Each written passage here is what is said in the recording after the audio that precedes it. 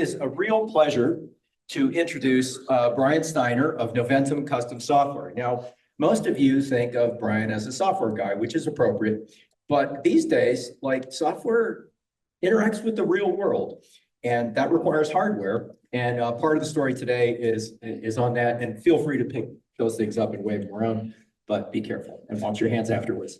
Thank you. Thanks, Paul. So I'm Brian. And so I'm going to talk to you guys today about different products in my journey through custom software development, consulting, contracting, and product development. So I brought a nice handout. That's where we're going to go. The agenda, I'm going to talk a little bit about Noventum. I'll tell you guys about my history at 1 Million Cups and the pretty standard journey that any software company goes through with services and the productized service, then a product, and challenges in the future, and thanks and questions. I will handle questions at the end, Max. There we go. This one might need.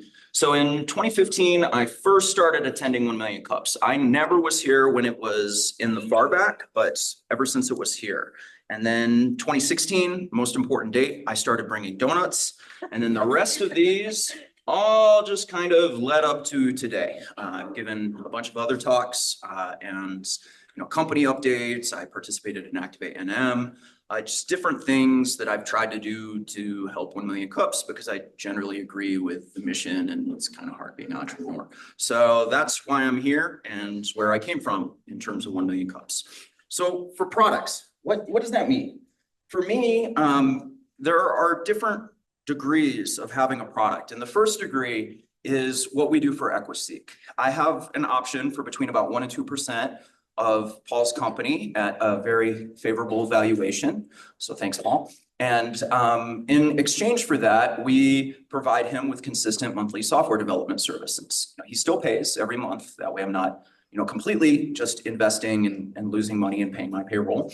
But we take a very interesting viewpoint. We try to combine the short, medium, and long term. At first it was just putting out fires, putting out fires, trying to make it so things weren't burning, and you could continue to deliver. After that, we got it pretty stable, and we said, hey, we think that this is going to not be a good long-term investment. Let's take this longer term approach. Let's redo your software infrastructure. Let's make it more sustainable, cheaper to maintain, be able to push these marketing, these other directives forward a lot quicker, a lot cheaper. Your existing system, it's not going to collapse anymore, but it's also not going to scale if you get a big deal with a quarter horse association or, a vet association or anything. I don't think you're going to be able to handle a 10x growth with your current tech stack. It's like, okay, let's do it.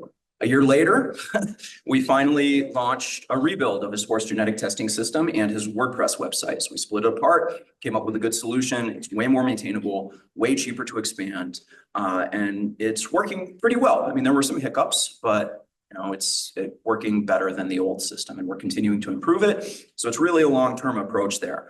And that lines up pretty well with equity vesting, right? You're not just going to get a chunk of the company and then see you later in 3 months, right? It takes years of hard work to actually earn these options that are vesting.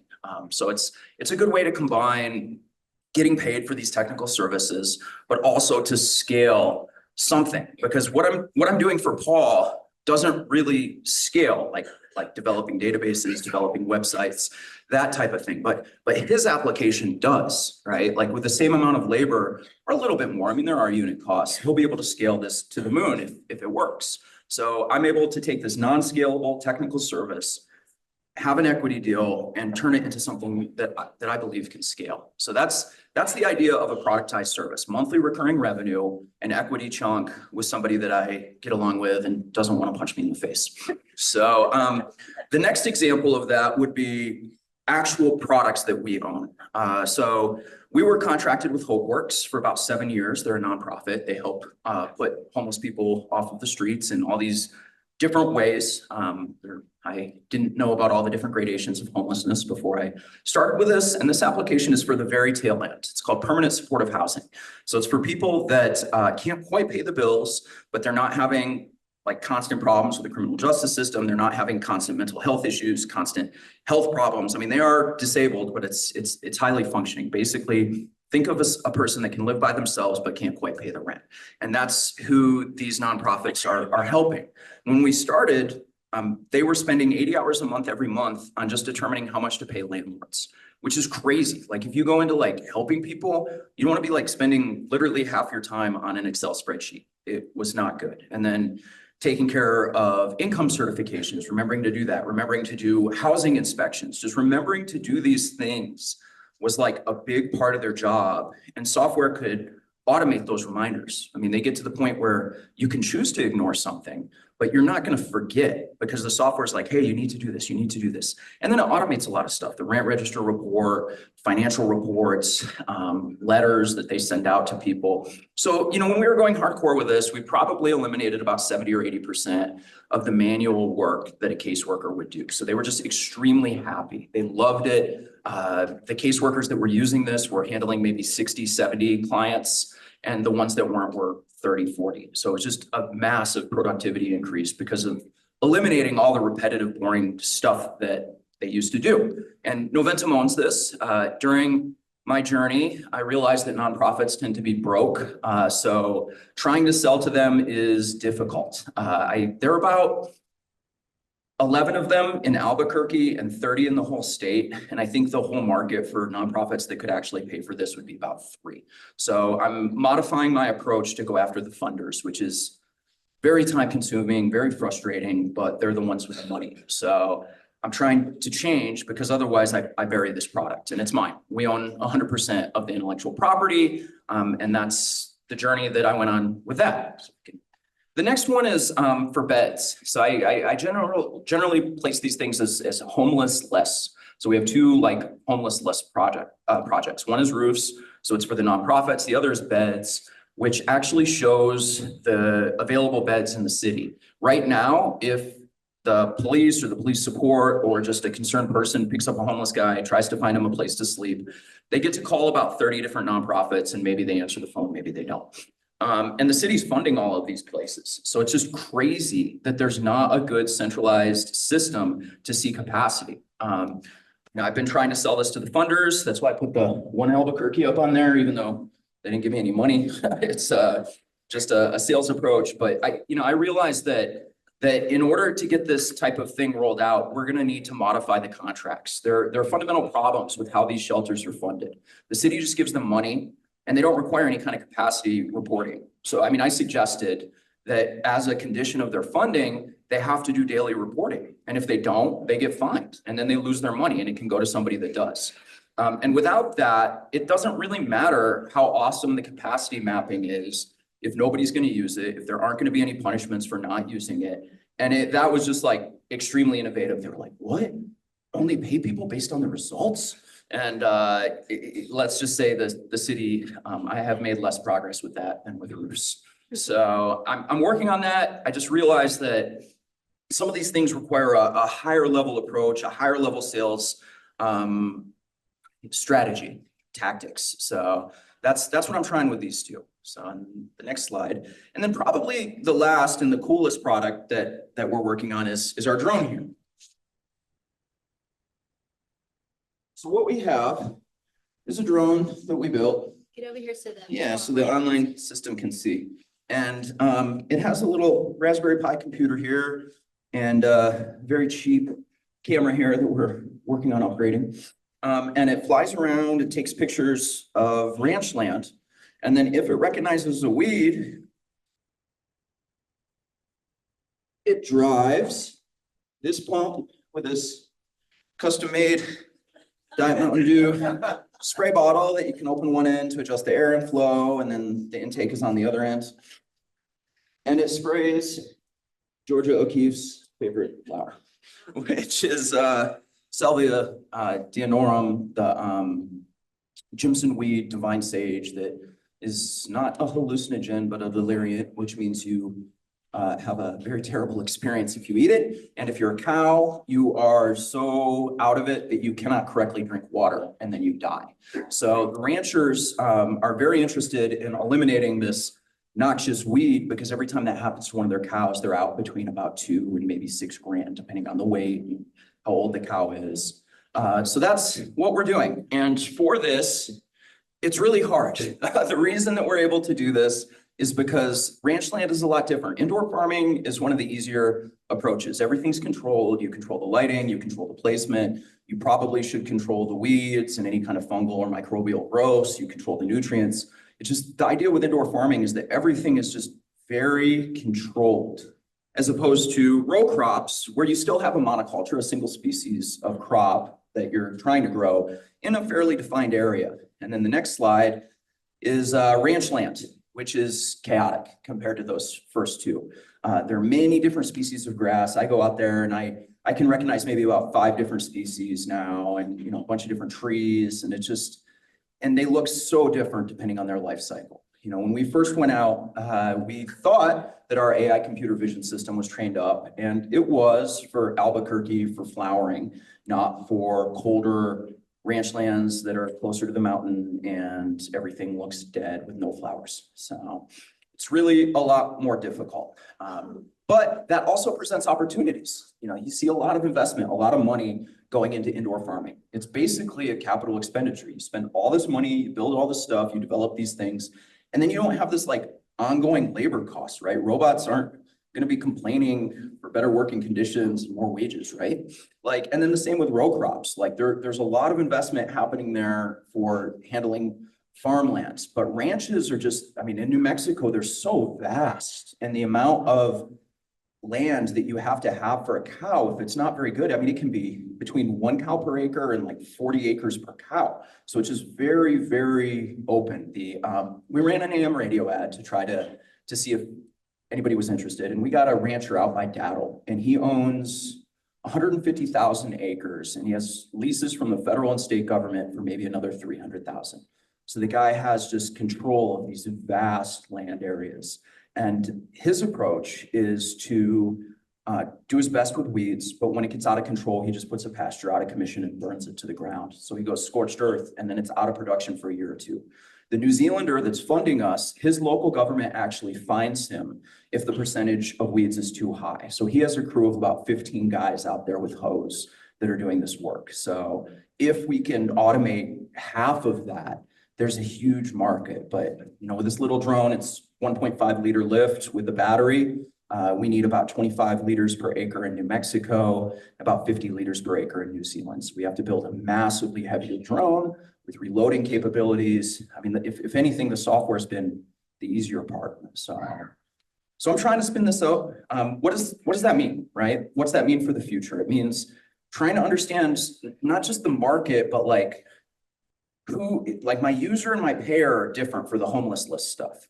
The drone, it's not far enough along. I thought it was. We went down to the ranch in New Mexico, and we were flying, and we just found all sorts of things that we need to make better before this is commercially viable.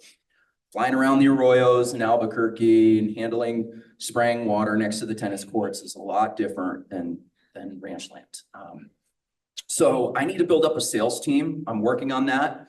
I've been doing pretty much all the sales. I haven't been doing all the tech stuff or even very much of it anymore. So I feel like I've scaled that up pretty well. But the sales part, I'm working with mutual referral partners. Rayleen's helping us with these different levels. How involved can somebody be? We're working on SBIR grants. I don't really think it makes sense for anybody to invest in Noventum. What does that even mean? It's like 90% a services company, and then we've got these little products here and there. So if I can get some non-dilutive funding to help us push this forward, buy a bigger drone, buy some hardware, that would be cool. And eventually, any of these products, they're probably going to require a separate company spinoff. If they are investable, if they are going to scale, just having all this stuff mixed together and held together by me and my dark energy doesn't really make sense. It works, but it's just cool drones, homelessness, consulting, contracting, all these things are just sort of mixed together like a grab bag. And it's cool, people are making money, everybody's getting paid, everybody's happy, but it's just a very, very heterogeneous mix. And also continuing to bring donuts to 1 million cups, which I'm sure is the most important part of this entire presentation. So what else? Well, thank you. Thanks to everyone here. Thanks for my wife and my kids. My wife owned a knitting factory in Moscow and had 35 employees during the busiest part of her season. So she understands all the ups and downs. So that's great. Raylene, thanks for helping us stay organized. And Daria, our graphic designer, helped make this presentation look a lot better. Paul for his comments on making the structure better, and the rest of Noventum and 1 Million Cups organizers and everyone here for listening. So thank you very much. Great, thanks very much, Brian. I'm here not only to demonstrate etiquette where you introduce yourself. I'm Paul Sauter, Chief Scientific Officer of Equisy, and also microphone techniques. This is a cardioid mic, which means it doesn't pick up from your heart. It picks up from your mouth, but in a heart shape above the. If you hold the mic out here or point it toward the audience, no one can hear you. You have to point it right at your mouth like you're Mick Jagger. You have something to say. The point is absolutely to not pick up any of the ambient sound. Exactly, right? So you don't want a 360-degree mic. So you hear click, click, click when the slides are being clicked. You just hear the voice, and that's coming from your mouth. So point it at your mouth. Okay, here's the question. Every scientist takes their own field for granted because everybody they know does that. And then when you're exposed to somebody else's science, you say, when did this happen? How did this happen? And that's the way that I felt with you talking about what you said was the easy part of this project, the machine vision, training a cheap chip to recognize a plant by looking at it. Can you tell us something about where that came from? Yeah, so I mean, Google presented a tremendous number of free and open research papers on AI over the past 20 years. And they probably made very similar mistakes to what Xerox did, which is giving away all of their secrets. But everyone took this theoretical foundational knowledge that Google built from nothing, or from earlier papers in the 60s and 70s, and created these tools. And AI, computer vision, I mean, it's really just statistics, right? It's a lot of statistics. But the tools have just continued to get better, better, and better. And everyone's pushing to have them on your phone. If your phone can do AI, any of the computers can do AI. This little $15 general purpose chip, the Raspberry Pi Zero that we bought, can do it. I mean, we train up the network on a desktop. So we take 500, 1,000 images of the weed and not the weed. We put them into two directories. We train the system using a project called TensorFlow, which is free, available, open source. Anyone can use it. And then it gives us an answer. It says, yes, it's the weed, or no, it's not the weed. And there are more parameters to that. You can say, hey, I want an 80% confidence interval or above, or I want a 90% confidence interval or above, or I'm okay with the coin flip. You can say what you want, but it makes it easier as a programmer. Like I used to be an amazing programmer. Oleg is an amazing programmer, but you don't have to be. These tools, they just keep getting better, making it easier and easier and easier for people to do these type of projects. And recognizing a weed it's a pretty basic computer vision project. It's like, if you've ever seen Silicon Valley, like it's a funny show, but all of their jokes are real. Like a guy sells his hot dog recognizer. He's like, yeah, all it can do is say if it's a hot dog or not. And he sells it for like $3 million, but it's like, that's true. That's like the basic computer vision problem. And anyone can use these tools because they're open source, they're freely available. And then the hardware has gotten so much better and cheaper that you can almost run it on junk, right? Like it just keeps getting better every year. I mean, and for us, like understanding those things makes it so that we can build out an AI-driven computer vision system pretty easily compared to like building up a drone, getting the right LiDAR, getting the right camera system, getting the right GPS and positioning systems. All these hardware things are a lot harder for us, but we're good at software, and we're not good at hardware. So, but the industry is just be grateful, because all these billions of dollars that are going into research are like making this stuff approachable to guys like me. That's really what it comes down to is just the hardware is getting cheaper, the software is getting better. It's because of open and free publication, open and free tools, open source. So anytime you see something that has digital rights management, proprietary stuff, they're like, no, you can't repair your tractor. Be like, hey, that's not right. Guys like Brian need open access to these tools to make them better. And that's really why we can do this with our smaller team. And it would have taken a whole research department 20 years ago. So your answer reminded me of another story that I'd forgotten about. There was a Japanese bakery that made all different kinds of pastries, and that's created a problem at checkout because you'd have to train the cashiers to recognize each individual piece and how they were priced. So they trained a machine vision system to recognize every different kind of the dozens of different kind of pastries that they made. And a group of cancer researchers adapted that to screen pathology slides to identify cancers. So everything that's done in this field is potentially a gift to somebody else. So thanks for reminding us of that. And that's something to think about when you're innovating. Your innovation might go well beyond your company. Thank you. We're gonna go to Sue Prolazny online. Sue, I'm gonna bring you up. Hi, good morning. Well, listening to your presentation, and thank you very much. It was well done. You have many different focuses, and I'm thinking it would be best if you focused on one, and the drone business seems to be most promising. Do you have someone helping you with the technology, and are you talking at all to the national labs? So Sue, we ran a few leverage projects with them where effectively the lab will give you free technical services in exchange for a discount on their gross receipts tax.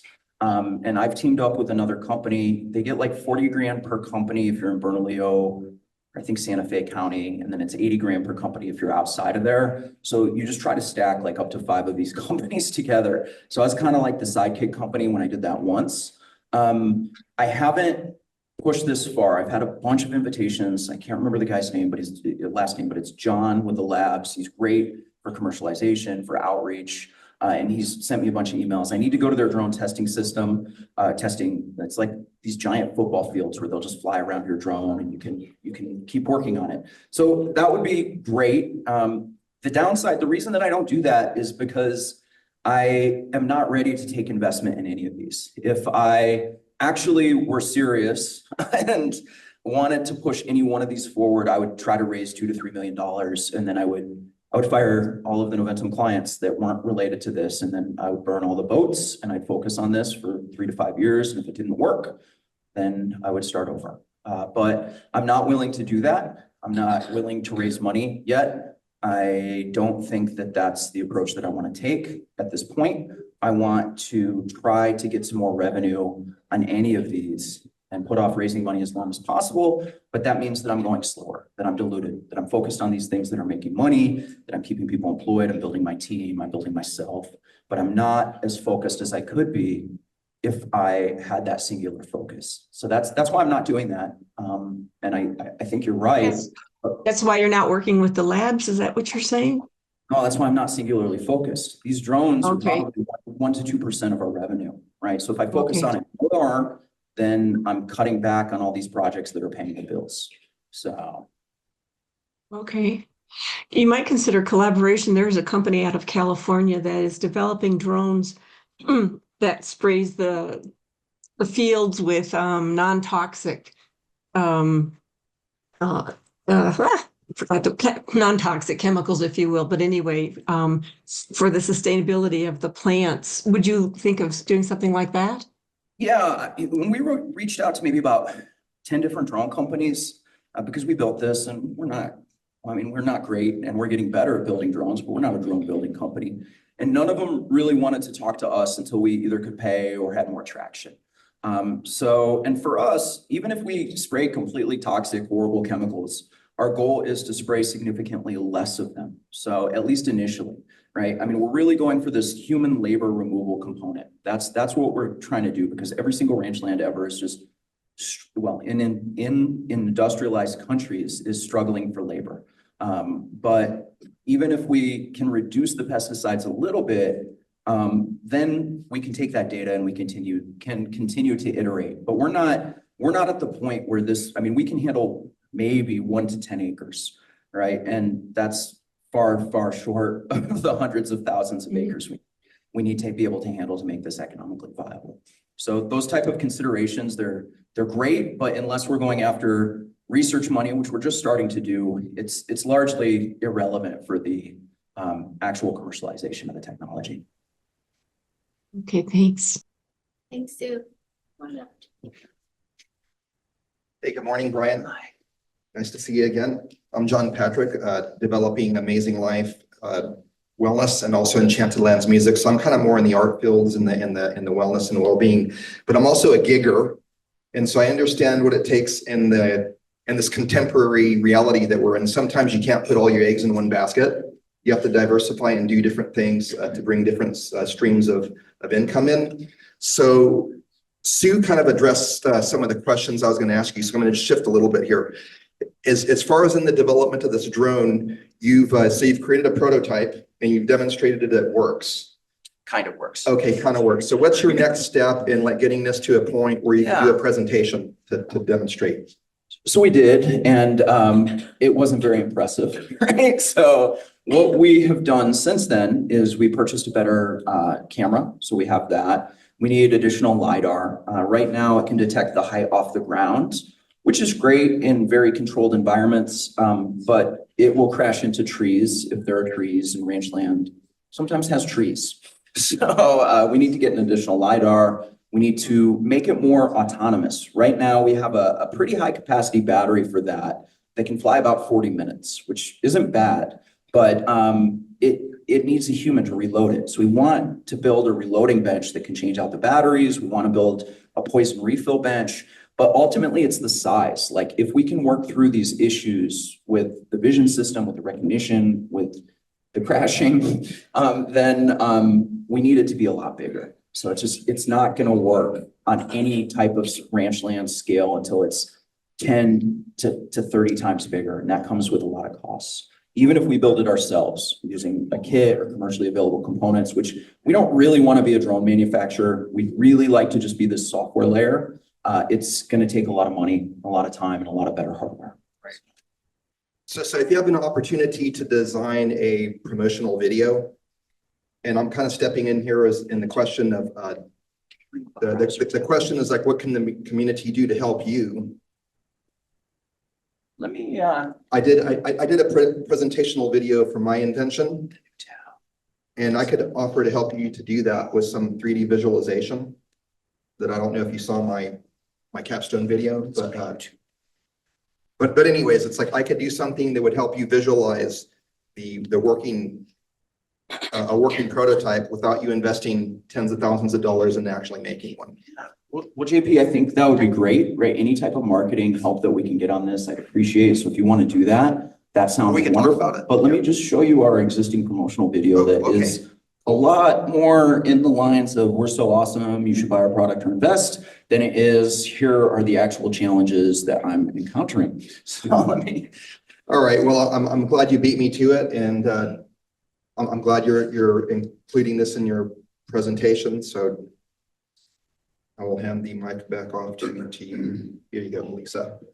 Imagine not having to pull weeds in your yard. Now imagine owning 30,000 acres of land and having leases from the federal and state governments for another 50,000 acres, and how many weeds need to be pulled or sprayed.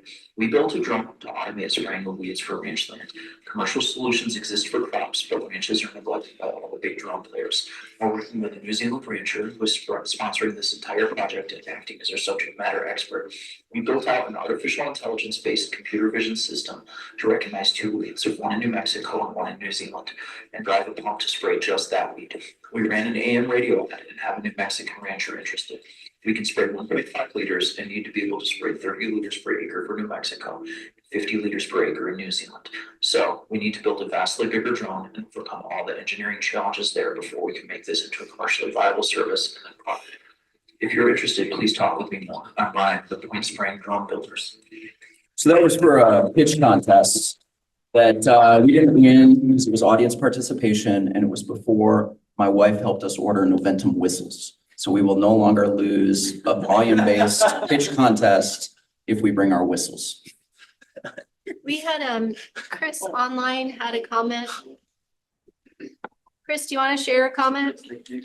Oh, yeah, I was just saying that one of my clients here in Austin, everybody, my name's Chris. I'm kind of halfway considering a partial move to Albuquerque. So I'm just here today on invite. And one of my clients in Austin is actually a grant consulting company that works with growing companies that are trying to raise money from SBIR and CITR grants. So if you're curious about that, just hit me up offline. I'll give you some info. Yeah, that sounds great. Thanks, Chris. And during our research, we found this SBIR phase 0, which sounds pretty cool because it's a lot quicker and they'll give you a quick go or no go, because even the phase 1 application looks like it's hard. So yeah, we're not experts in that, so we could definitely use some help. Good morning, Miriam Ortiz-Pino with More Than Organized. It's kind of hard to phrase this question. I've seen you present many times and you always have something new that you're bringing in. And I think Sue brought up the focus piece.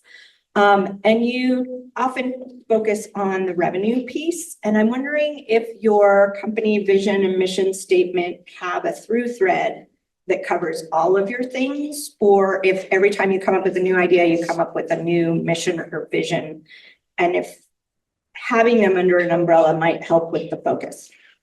So it's very, very, very broad. It's that we make the world better. And I mean, what does that mean, right? Like, I think that means we don't work on weapons, we don't work on spying, and I didn't really decide yet on pornography.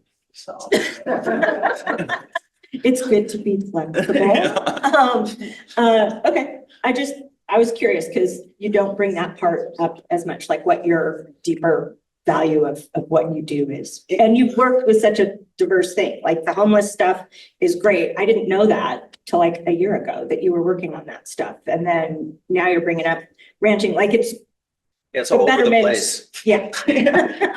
Yeah, I mean, it's all over the place, right? And when and part of that is like we have 9 or 10 of us on payroll, right? So I'm, making a decent payroll every month and everybody needs to get paid. So there are definitely some practical considerations there. But also it's like what are the decisions? Like when I'm focused on this vision and this goal of this scalable product, right? What does that mean from a day-to-day point of view? Well, maybe that means you turn down break fix hourly development, right? If somebody's like, hey, this is broken, you're like, okay, I'll fix it once. And then you need a subscription agreement, right? I'm not going to keep fixing it. I want to prevent this from breaking.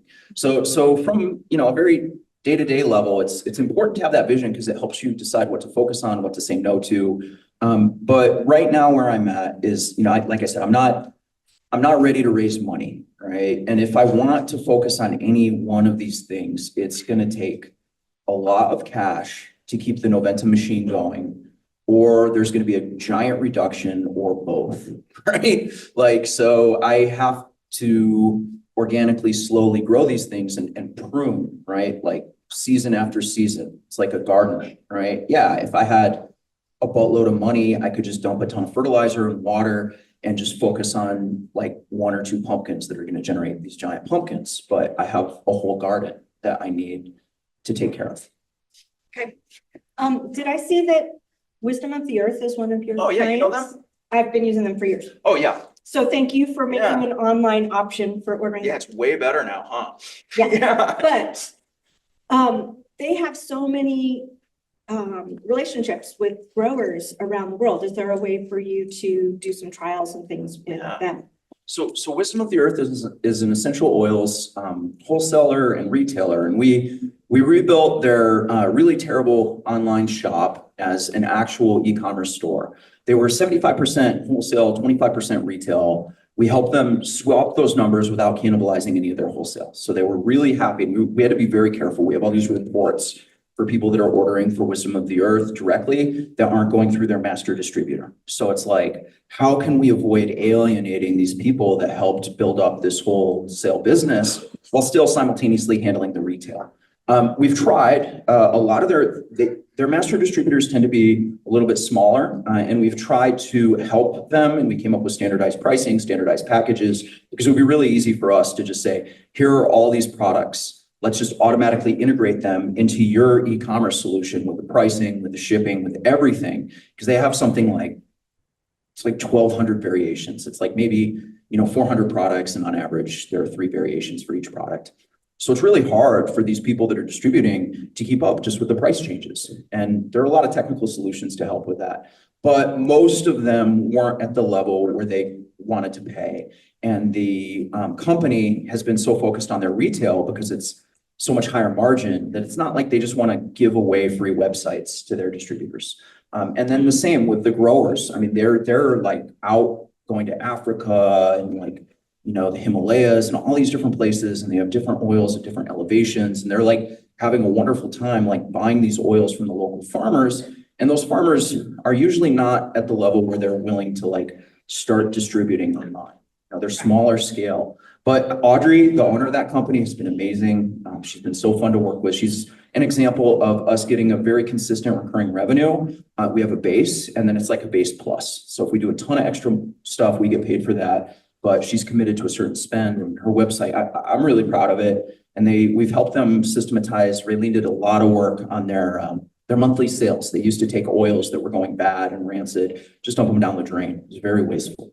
Now they sell them for 40% off, and 5 days worth of a sale is usually about 30% of their monthly revenue. So it's been great. She systematized it, trained up their staff, got it going, with a paper-based process. And then we just run the checks on it, and their staff can run a sale and modify the e-commerce system to have a sale going. And we just do quality checks. And that was the level of automation that was appropriate for her.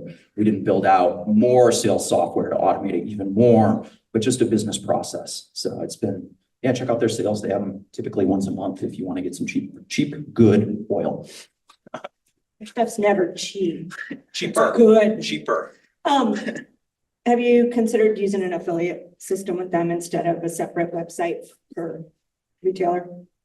Yes. So the issue with that is Audrey doesn't want to have the tax liability. She doesn't want to handle the money for them. So what we have are a series of discounts where they handle the cash directly, and then they have certain revenue goals. So, and because of that, we created a fairly complex coupon-based discount system with their e-commerce. So it works out pretty well. There are always room for improvements, but we really don't want to have like a multi-vendor marketplace. And we really don't want Wisdom of the Earth to handle the money, but then the master distributor to be responsible for the product and the service. So she wants all of that to be handled by the master distributors, and then they just place the order. Maybe she drop ship it, or maybe she ships it to them and they're responsible, because there are like training components. I never really realized that essential oils, like, you should be trained on.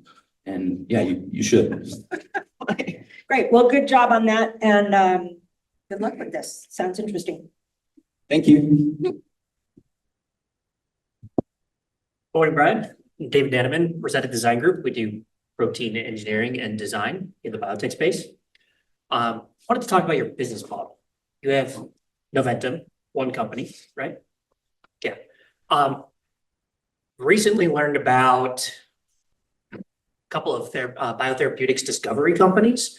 One of these, reason I learned about it is a major player is Schrodinger, and they've been in the computational biotech, protein discovery space for like 40 years, really long time for that. They basically have a holding company, then they've got a management company, and the holding company holds other companies, and the management company interacts with all of the others. They provide basic services. Yeah. So your management company would be maybe Noventum doing the custom support, and then you'd have a holding company that's drones. And it kind of isolates so that if one company fails, Noventum is protected. It also would allow you to bring in investment for each of those other little companies. They can kind of feed in.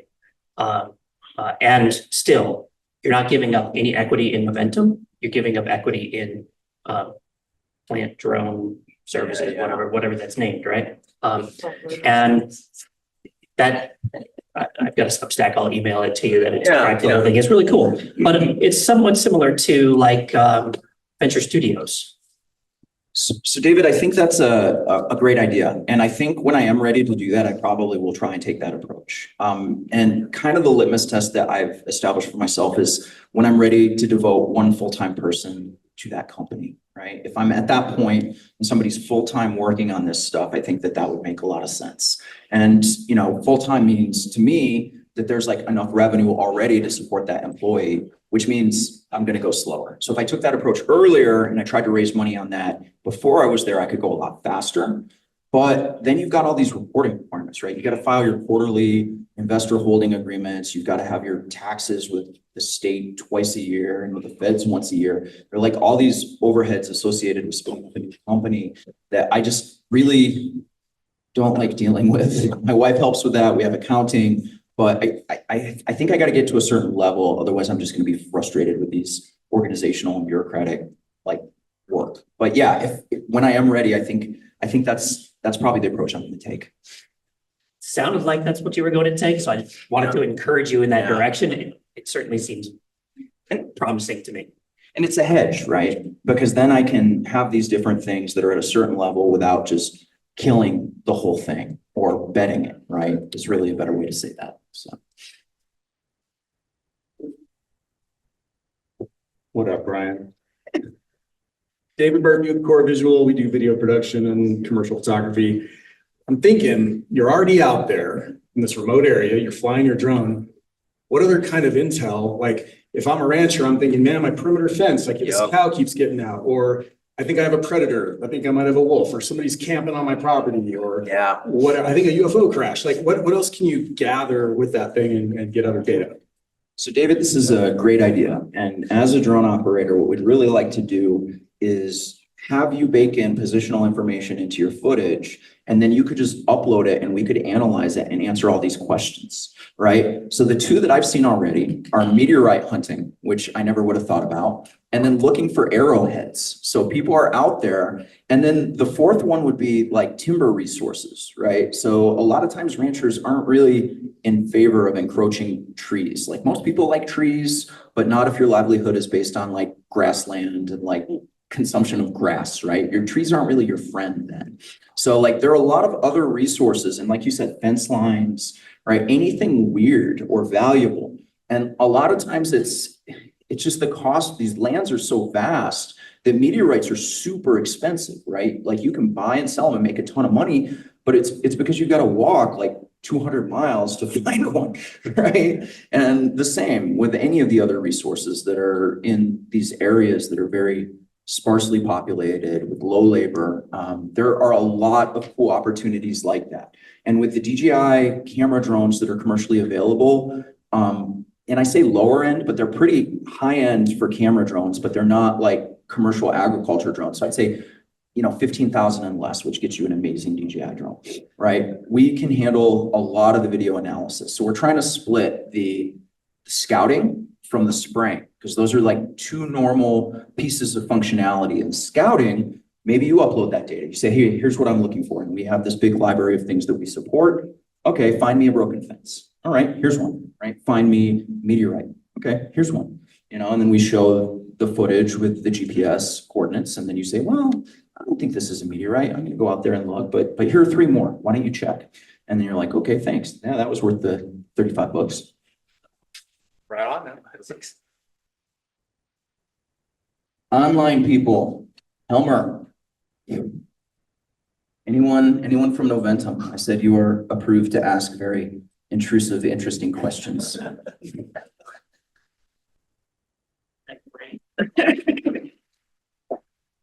Okay, I'm going to invoke privilege here and give a biology lesson. I have to say, one of the things that makes control of sacred datura challenging is that it has variable form. So this was the base of a sacred datura that I grew in my yard in rich soil with adequate water. And it was a seedling in April. And this is wood. Like a tree. At the bottom, right? And there were 3 of them, and they produced over 30 blooms a night for several weeks in the summertime. So that plant looks really different from the scruffy thing that's growing out in the desert. And if anyone's interested in adding this beautiful plant to your yard, as long as you don't have kids or animals that eat random leaves, you can have a thorn apple that will have a lot of seeds in it, and there's isolated seeds if you want to take a chance. It's beautiful. So I have 2 questions to ask you after I've given my talk here on sacred datura. Oh, I see one of them's popped and there's seeds in there now. Okay, so the first question is red or green? In general, green, but I do like red on pork things, like chocolate cake, and I've had some like red chili chocolate. My wife really likes chocolate, but not if it has red chili or any chili in it. But I thought red is like good with specific things, I think. So that's a good solution for those of you trying to keep your chocolate stash safe from the other members of the house. Get the red chili version if you like it, the others don't. So what can this community do for you? Well, so if you have any connections within the city government that can help me push these things along, they don't go very quickly. It seems like people within governments get as many approvals as possible, even if they don't actually need approvals. So that has been challenging. So anyone that you know that could help push this along, I started talking to the city council because they tend to be able to cut through things pretty quickly. And then, so that would be for the homeless list. For the drone, if you know any ranchers or ranch land, we get to drive for about 4 hours in each direction to test this, or we're testing it in very contrived environments where we think everything is fine and it's not. So that would be helpful for the drone, and then just general software development. If you know anyone that needs help, I really like automating spreadsheets, business processes. That's like what I like to do. We also can help with websites, with any kind of software development. And the main thing there is that the people want to commit to a monthly recurring component. It doesn't have to be a ton, but it has to be enough that it's going to balance the work. So that's really it. So kind of a long laundry list, and I like to read. So if you have any books that you thought really helped you on business, thank you, Paul, for the SBIR books.